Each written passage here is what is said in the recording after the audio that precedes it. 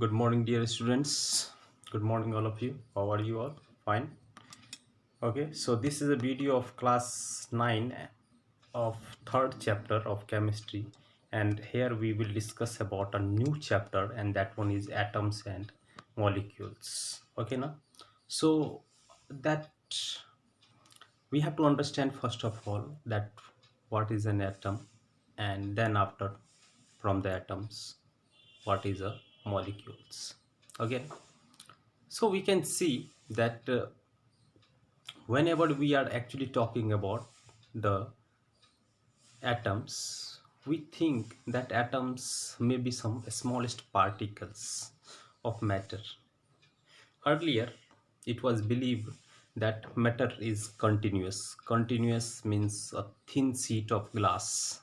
Okay, this is one of the marker, and from this end to this end, it is just like a continuous. Earlier, it was believed that it cannot cut into a small part. Okay, na? But if you take an example of a glass, you will find that glass from one end to another end, it is continuous. A slab of glass I am talking about. From one end to another end, it is continuous. But as soon as it is, I will throw this on to some floor, we will find that that glass slab will broken into the smaller pieces, the particles. It will break down into the smallest pieces.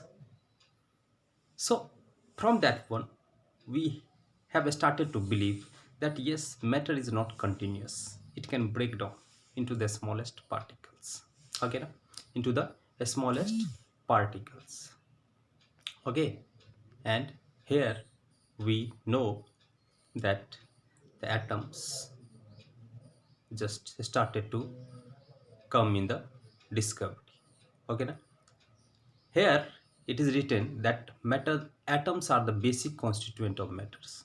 We have got that yes, matter can give the atoms if we will cut the smallest particles of that one. So it is called as the fundamental units of matter. Lots of work has been done by the Indian philosophers. Lots of work. Then after this, the combined effort of some of the scientists, some of the philosophers, that combined effort has been taken by some of the foreigner scientists, and they have started to give some of the new terms of atoms. Okay, na? So that we will discuss in this topic. Okay, na? Here you can see that Indian philosopher whose name was Maharshi Kannad. Okay, na? Maharshi Kannad was one of the scientists, Indian philosopher and scientist, who said that matter is not continuous but it can be divisible. And later on, in the Dalton's atomic theory, he also said the same thing what Maharishi Kannad was told, that yes, atoms are indivisible. Okay, na? Atoms are indivisible. But here you can see that Maharishi Kannad is saying that atoms are divisible. Okay, na? That's why the Dalton's atomic theory was proven wrong. Okay, na? So you can see that if I will continue, according to Maharishi Kannad, if I will continue divide the matter, we will see the ultimate particle which were called by him in Hindi. In Hindi, the atoms were called as Parmanu. Parmanu means which are invisible, the smallest one, which were invisible. So we can say that the smallest particles of matter, that one is the ultimate particle. He said that ultimate particles, and that one he told in the Hindi word, that one is Parmanu. Okay, na? Now later on, another Indian philosopher, Katyayanan, extended his doctrine, and then he proposed that yes, Parmanu can combine. If I will write here, oh, wait. If I will write here that Parmanu. If suppose I have taken X as a Parmanu, one Parmanu is there, and plus X is there, that means same type of Parmanu is there, and that actually combined to form X2. So according to that scientist, Indian scientist Katyayani, he said that from the Parmanu, if it will combine, then it will give the molecules. Okay na? So this is the thing you can find. Okay na? So according to Katyayani, extended during the same time, the Greek philosopher was also working on the same issues. The name of that philosopher was Democritus, Lysippus. They told that in the Parmanu, we are actually going to change the name of Parmanu in English language, in the Greek one, and that one told it as a he called it as a atoms, which means indivisible, which means indivisible. Okay. Earlier it was found that when I will cut this small piece of that, it will give a minute particle. Suppose tears paper, piece of paper. Okay, and you will see the smallest particles of that one, and that smallest particles will, you think that it will never tear once again, but it is not true. Later on, earlier when it was discovered, atoms was discovered, it was believed as that it is indivisible, but later on some scientists came and they told that no, atoms can also be divisible. Again, so here you can see that some of the scientists who told that these atoms can combine also molecule elements, or atoms can combine also, and how they will combine, there are some rules. Or suppose some atoms will combine with some atoms without any rule, some molecules will combine with any atom without any rule. No, there are some of the laws, and that laws of chemical combination has been put forward by Lavoisier. Antony Lavoisier. He told that